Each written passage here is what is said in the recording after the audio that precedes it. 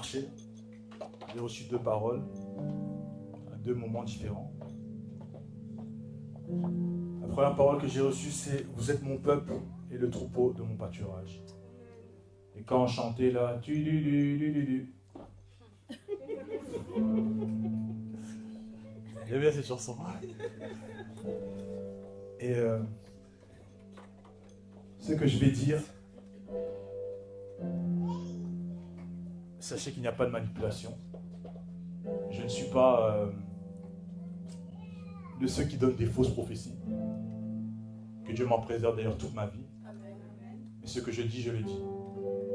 Et j'assume. Et j'ai entendu clairement. Et ça parlait de l'homme de Dieu. Il ne sait même pas. Et je le dis ici, devant tout le monde et devant ceux qui suivent en ligne.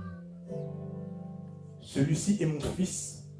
Écoutez-le, car j'ai mis mes paroles dans sa bouche. J'ai entendu clairement cette parole. Et le titre de mon message, c'est « Jésus-Christ te définit ». Je répète, « Jésus-Christ te définit ». Une circonstance ne te définit pas. Une épreuve ne te définit pas. Ce que les hommes disent de toi ne te définissent pas. Mais c'est Jésus-Christ qui te définit. Au commencement était la parole. Donc, s'il commence, parce qu'il est la parole, quand il a commencé à penser à toi, il avait déjà défini ce que tu es. Il est le même hier, aujourd'hui et éternellement. Celui qui était, qui est et qui vient. Celui qui est au-dessus du temps. Donc, la manière comment tu te vois aujourd'hui, j'aimerais que tu touches ton visage comme si tu étais en train d'enlever la poussière, d'enlever la boue, d'enlever les mauvaises choses qui sont sur ton visage. Parce que ce n'est pas ce que les hommes disent qui est important, mais c'est ce que Dieu dit. Qu'importe le canal qu'il utilise, s'il passe par un homme, tant que c'est la parole de Dieu, c'est ça qui compte. Amen. Parce que le Seigneur est vivant. C'est pour ça qu'il a dit à Gédéon, il a envoyé l'ange, il lui a dit, quand l'ange est venu, il a dit, vaillant héros. Alors que Gédéon, c'est pas comme ça que lui se voyait. Alors que Gédéon, il a dit à l'ange, mais je suis le plus petit de ma famille, et ma famille est la plus petite en Manassé. Ce que Dieu dit n'est pas ce que le monde dit. Alors j'aimerais que tu te vois avec le regard de Dieu. Si tu te regardes, si tu te vois avec le regard de Dieu,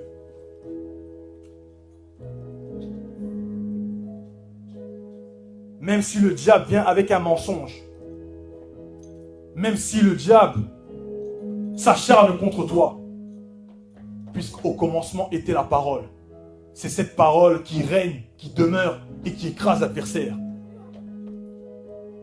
Le Seigneur, j'avais dit, la dernière fois que j'avais prêché, j'avais dit dans Ésaïe 27:1, quand on parle du Léviathan, celui qui va combattre le Léviathan, on dit c'est une épée grande, dure et impitoyable. Et je vous avais dit que cette parole représente le Fils. Et le Fils, c'est le Christ. Celui qui nous définit et celui qui fait en sorte que nous aussi, nous devenons des fils, ses frères. Afin qu'ensemble avec lui, nous soyons une famille et nous rendons gloire au Père. Au-dedans de nous, nous avons un esprit qui crie « Abba, Père ». Et c'est en lui que nous sommes définis.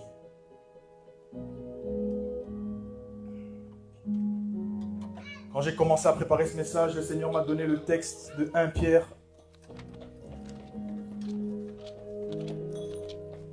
2.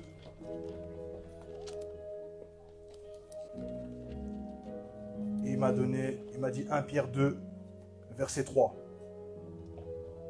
C'est ça la parole que j'ai reçue. Mais je vais lire les 2 versets au-dessus. Rejetant donc toute malice et toute ruse, la dissimulation, l'envie et la médisance, désirez comme des enfants nouveau-nés, le lait spirituel et pur, afin que par lui vous croissiez pour le salut. C'est ici le verset qui m'intéresse, parce que c'est ce que j'ai entendu. Si vous avez goûté que le Seigneur est bon. Lève la main celui qui a goûté que le Seigneur est bon. Lève la main celui qui a goûté que le Seigneur est bon ici dans ce ministère.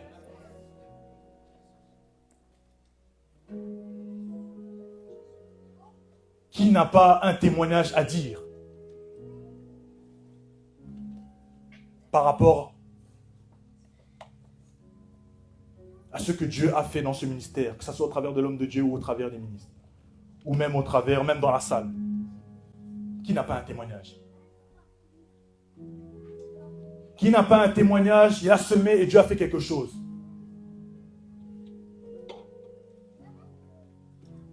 Si ce n'est pas encore le cas, Dieu est dans le coin, ton tour arrive. Ton tour arrive.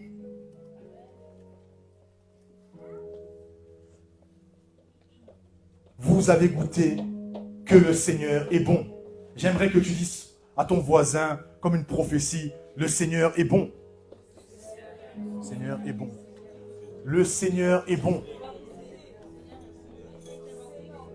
Le Seigneur est bon, j'insiste.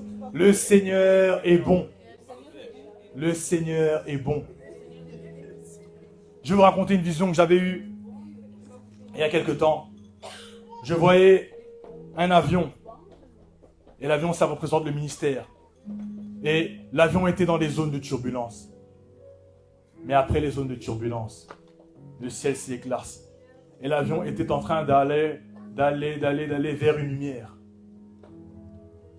J'ai dit, ah, le Seigneur est bon. Et c'est vers là où il veut nous emmener. Vers cette gloire qu'il a toujours dit, depuis des années. Cette gloire, ces dimensions qu'on aspire tant, des guérisons, des miracles, un prophétique pur, une autre connexion avec Dieu. Tu entends mieux Dieu, tu vois mieux Dieu, tu perçois mieux Dieu, donc tu réagis différemment au monde spirituel. Parce que le Christ est mort et il est ressuscité. Son sacrifice parle. Et parce que tu as accepté de marcher sur le chemin qu'il veut que tu marches, par le moyen de la crucifixion, tu permets maintenant que le monde spirituel soit vie et s'exprime dans une autre dimension. Et là, maintenant, on te regarde et on se dit, il y a Dieu dedans. Il y a Dieu en toi. Mais ce n'est pas le tout seulement d'avoir Dieu en soi. C'est Dieu avec toi. Il faut que Dieu soit avec toi. Parce que tu peux être un enfant de Dieu. Tu ne marches pas dans les voies de Dieu. Et Dieu va toujours rester en toi. Parce que tu es son enfant. Mais il n'est pas dit que dans la voie que tu empruntes, il sera avec toi.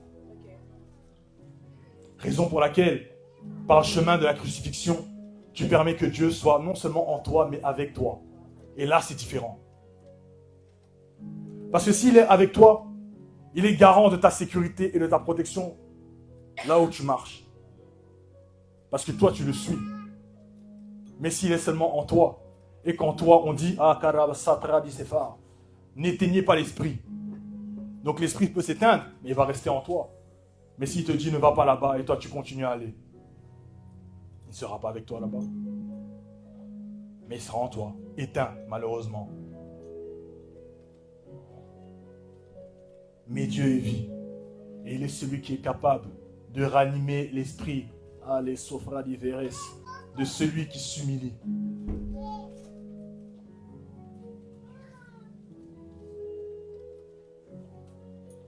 Nous allons aller dans Helestra d'Isépha. Jean 8. Jean 8, versets 1 à 11. Et c'est la femme adultère. Femme adultère.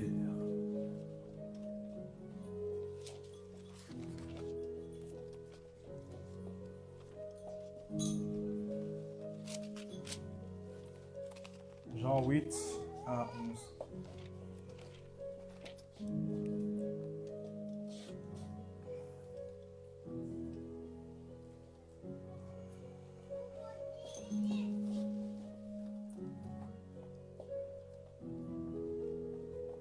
Jésus se rendit à la montagne des Oliviers. Mais dès le matin, il alla de nouveau dans le temple, et tout le peuple vient à lui. S'étant assis, il les enseignait. Alors les scribes et les pharisiens amenèrent une femme surprise en adultère. Et la plaçant au milieu du peuple, ils dirent à Jésus, « Maître, cette femme a été surprise en flagrant délit d'adultère. Moïse, dans la loi, nous a ordonné de lapider de telles femmes. Toi donc, que dis-tu » Il disait cela pour l'éprouver afin de pouvoir l'accuser. Mais Jésus s'étant baissé, écrivait avec le doigt sur la terre. Et comme il continuait à l'interroger, il se releva et dit que celui de vous qui est sans péché jette le premier la pierre contre elle. Et s'étant de nouveau baissé, il l'écrivait sur la terre. Quand ils entendirent cela, accusés par leur conscience, ils se retirèrent un à un, depuis le plus âgé jusqu'au dernier. Et Jésus resta seul avec la femme qui était là au milieu. Alors s'étant relevé et ne voyant plus que la femme, Jésus lui dit, « Femme, où sont ceux qui t'accusaient? Personne ne t'a-t-il condamné ?» Elle répondit, « Non, Seigneur. » Et Jésus lui dit, « Je ne te condamne pas non plus. Va et ne pêche plus. » Je vais prendre aussi le texte de Luc. Luc 8, 4 à 21, et c'est la parabole du semeur.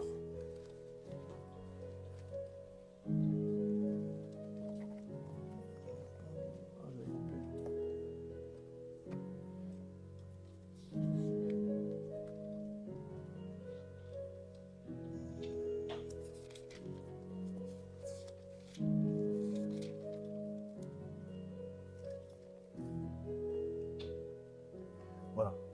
Une grande foule s'étant assemblée et des gens étant venus de diverses villes auprès de lui, il dit cette parabole. Un semeur sortit pour semer sa semence. Comme il semait, une partie de la semence tomba le long du chemin. Elle fut foulée aux pieds et les oiseaux du ciel la mangèrent. Une autre partie tomba sur le roc. Quand elle fut levée, elle sécha parce qu'il n'y avait point d'humidité. Une autre partie tomba au milieu des épines. Les épines crurent avec elle et l'étouffèrent. Une autre partie tomba dans la bonne terre. Quand elle fut levée, elle donna du fruit au centuple. Après avoir ainsi parlé, Jésus dit à haute voix que celui qui a des oreilles pour entendre, entende. Ses disciples lui demandèrent ce que signifiait cette parabole. Il répondit, « Il vous a été donné de connaître les mystères du royaume de Dieu, mais aux autres, cela leur est dit en parabole, afin qu'en voyant ils ne voient point, qu'en entendant ils ne comprennent point. Voici ce que signifie cette parabole. La semence, c'est la parole de Dieu. Ceux qui sont le long du chemin sont ceux qui entendent, puis le diable vient et enlève de leur cœur la parole de peur qu'ils ne croient et soient sauvés. Ceux qui sont sur le roc sont ceux qui, lorsqu'ils entendent la parole, la reçoivent avec joie, mais ils n'ont point de racines, ils croient pour un temps et ils succombent au moment de la tentation. Ce qui est tombé parmi les épines, ce sont ceux qui, ayant entendu la parole, s'en vont et la laissent étouffer par les soucis, les richesses et les plaisirs de la vie. Et ils ne portent point de fruits qui viennent à maturité. Ce qui est tombé dans la bonne terre, ce sont ceux qui, ayant entendu la parole avec un bon cœur, avec un cœur honnête et bon, la retiennent et portent du fruit avec persévérance. Personne, après avoir allumé une lampe, ne la couvre d'un vase où il met un lit et il la met sur un chandelier afin que ceux qui entrent voient la lumière. Je vais m'arrêter là. La parabole du semeur. Et je reviens au texte de Jean 8 avec la femme adultère. Il y a quelque chose qui m'interpelle dans cette histoire, c'est le fait que Jésus écrit par terre. Il écrit par terre. Et depuis que je suis petit, je me posais la question, il a écrit quoi? Il a dit quoi? Qu'est-ce qui s'est passé? Et j'aime bien le Saint-Esprit. Il donne des petits tips. Je ne dis pas que c'est tout, mais il m'a ouvert les yeux sur quelque chose et j'ai aimé. Regardez ceux qu'ils accusent. Ce sont des scribes. Ce sont des pharisiens. Donc des gens qui connaissent la parole. Non. Ce sont des gens qui connaissent la lettre. Mais la parole ne les a pas pénétrés. Ce sont des gens qui marchent avec un esprit de religion. Oh, mais les choses doivent se passer de telle manière. Regarde, selon Moïse, il y a ceci, cela. Et on voit déjà que dans cette affaire, c'était un stratagème et un piège pour faire tomber Jésus. Parce que l'homme là qui était adultère, lui-même, on ne l'a pas pris. On n'a pris que la femme. Donc on comprend qu'il y a un complot.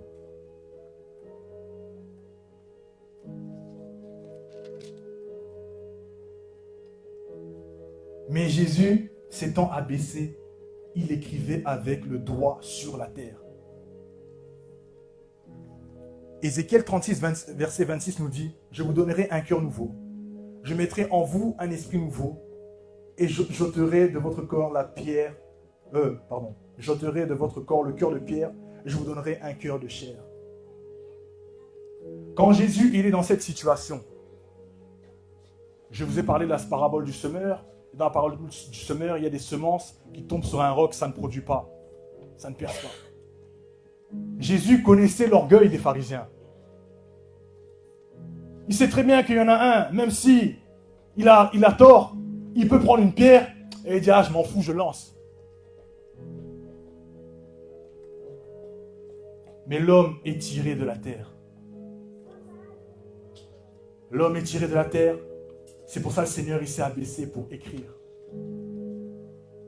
Pour écrire, pour façonner à nouveau le cœur des personnes en fait qui étaient en train de l'entourer. Afin que maintenant le cœur il puisse pointer en touchant la terre. Qu'il puisse faire un travail qui va pointer les péchés d'un tout à chacun. Quand Jésus s'est abaissé, il s'est mis comme l'homme de Dieu a dit pendant le séminaire. Le Christ s'est abaissé, il s'est donc mis en retrait. Mais lui, il a fait un travail dans le visible. Il a touché la terre, il a touché Adam. Pour que maintenant, dans l'invisible, l'esprit puisse faire un travail au niveau des consciences. De sorte que, là, ça ne soit plus comme dans la parabole du semeur où il y a des gens qui vont recevoir et d'autres qui ne vont pas recevoir. Il s'est assuré parce qu'il est souverain. A classé préalisaf, principe de toutes choses. Il s'est assuré que la parole pénètre le cœur d'un tout à chacun. Pénétrant ainsi le cœur d'un tout à chacun, tout le monde a été frappé au niveau de sa conscience. Ils ont dit non, je ne peux pas. Pourquoi? Parce que le Seigneur a mis la conviction de l'esprit. Or, on sait que c'est l'esprit qui permet que les gens se convertissent. Il a mis la conviction. Ils se sont dit non. Et ils ont fait quoi? Ils ont quitté. Ils ont donc sorti de cet espace, sorti de cette zone où il y avait le Christ et cette femme. Maintenant, ils avaient deux possibilités. Soit je suis touché par l'esprit, je quitte la zone. Donc, le mouvement de la foi, je sors pour entrer dans une autre dimension. Ou soit là, du coup, parce que le Seigneur, il a fait quelque chose qui était... Ah, merci Seigneur. Qui dépasse les principes qu'il a établis. Les principes qu'il a établis, c'est la parabole du semeur. Mais il s'est dit non. Pour cette femme, parce que je l'aime, je fais en sorte que je vais établir quelque chose qui démontre ma supériorité. Je fais quelque chose qui est au-dessus du principe pour pouvoir la mettre au large. Et là maintenant, quand eux ils sont sortis de cet espace, ils avaient le choix. Soit la parole germe au-dedans de toi, parce que tu as été touché par l'esprit, ou soit tu choisis de t'égarer. Comme ce sont des pharisiens, j'étais pas là, je suppose qu'ils ne se sont pas convertis. S'ils se sont convertis, gloire à Dieu. C'est pas écrit, Mais Dieu sait toutes choses, parce qu'il sait qui va rentrer, qui ne va pas rentrer.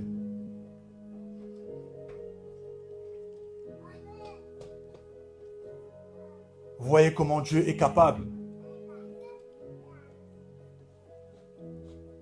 de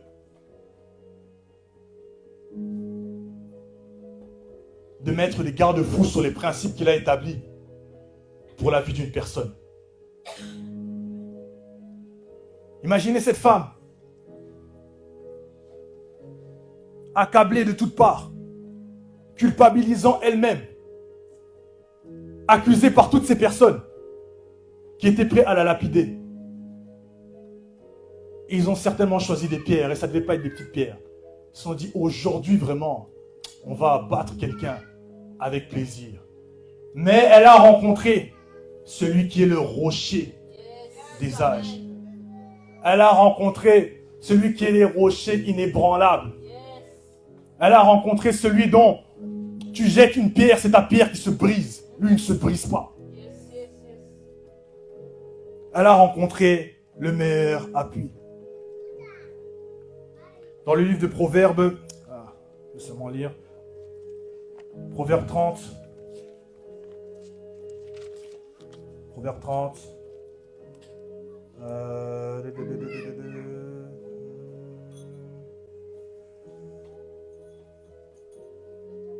Voilà, Proverbe 30, 26, on dit, les damans, c'est une sorte de lapin, peuple sans puissance, place leur demeure dans les rochers.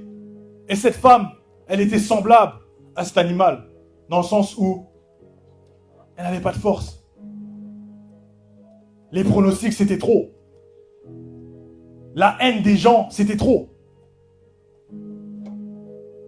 Je ne sais même pas si elle avait la force pour prier.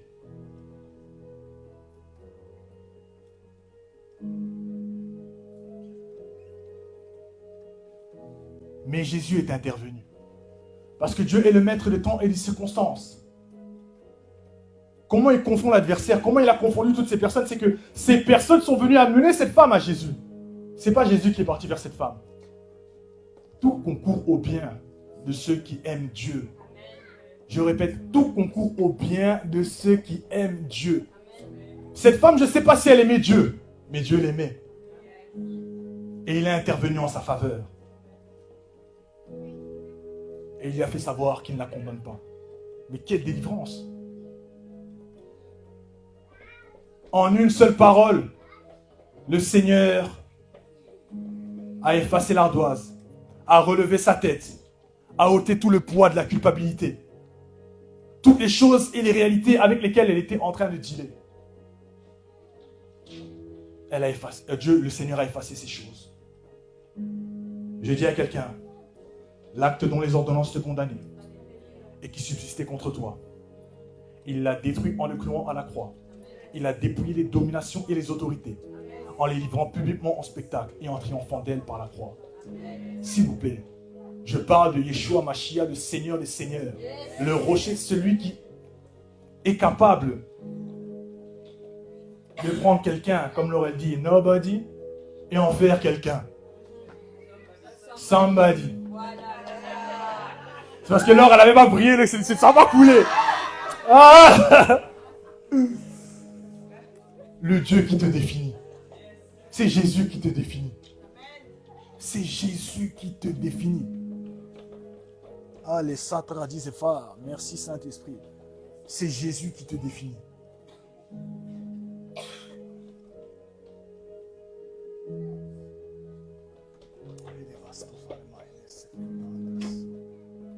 Oh!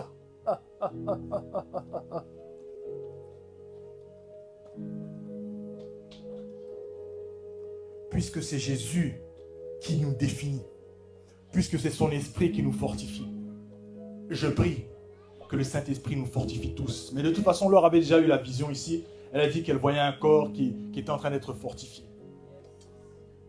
Et c'est la vérité. Parce que comme j'ai dit, l'avion, il va quelque part, il allait vers une lumière. Donc alors qu'il y avait les zones de turbulence, mais puisque nous sommes fortifiés, et que nous avançons. Le Seigneur, lui, connaît le chemin et il connaît les nouvelles réalités, les nouveaux défis qui sont devant nous.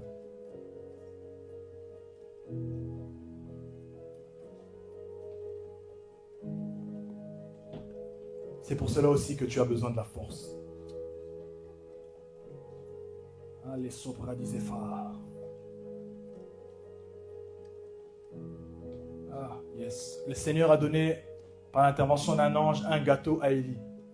Il a fait un gâteau, il a pu marcher pendant 40 jours.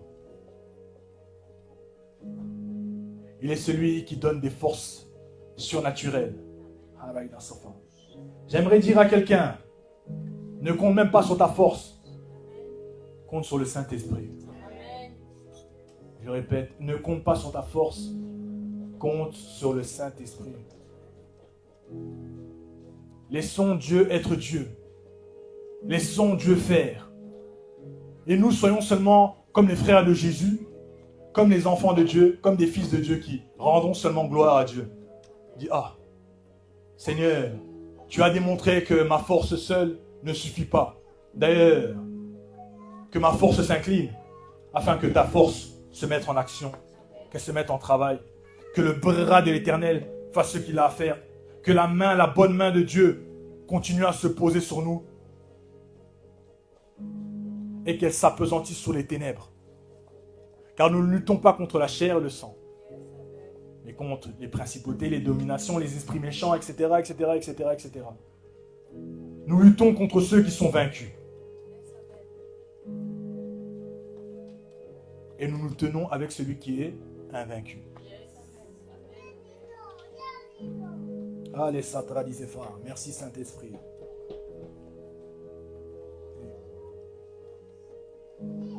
Dieu est bon, comme je vous l'ai dit. Et je vous le dis. Je vous le dis.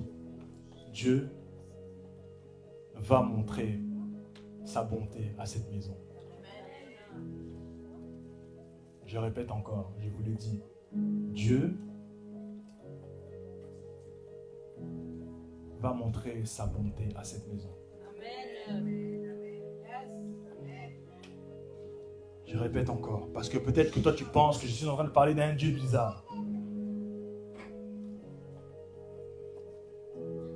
Le Père éternel, celui qui habite une lumière inaccessible, celui qui a envoyé Jésus-Christ mourir à la croix, ressusciter le 3e jour. Le Dieu que nous servons ici dans cette maison. Le Dieu d'Abraham, d'Isaac et de Jacob. Le Dieu qui s'est révélé au prophète Jérémie Samuel. Le Dieu qui s'est révélé à plusieurs qui nous ont précédés, qui ont marché dans les voies du Seigneur et qui sont dans la nuée des témoins. Celui dont Jésus a dit, il est avantageux pour vous que je m'en aille. Il s'est mis en retrait pour que maintenant son esprit puisse faire le travail et pour qu'au-dedans de nous, il y ait l'esprit de Dieu qui atteste que ce que je suis en train de dire, ton esprit atteste que, parce que nous avons le même esprit, il est en train d'attester que ce qu'il dit c'est la vérité. Je vous dis, il va montrer sa bonté envers cette maison. Ah, j'ai cette chanson qui vient dans ma tête. Je parlerai de ta bonté, de ta fidélité.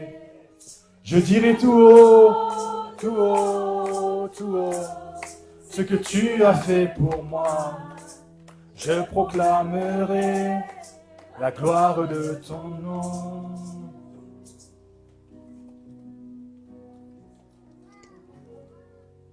Hein, vous voulez chanter? On va chanter alors? Oui, parce que la parole là, c'est la célébration, c'est la bonne nouvelle. Est-ce qu'on peut célébrer le Seigneur? Est-ce qu'on peut chanter cette chanson? Les chantres, est-ce que vous pouvez venir parce que moi...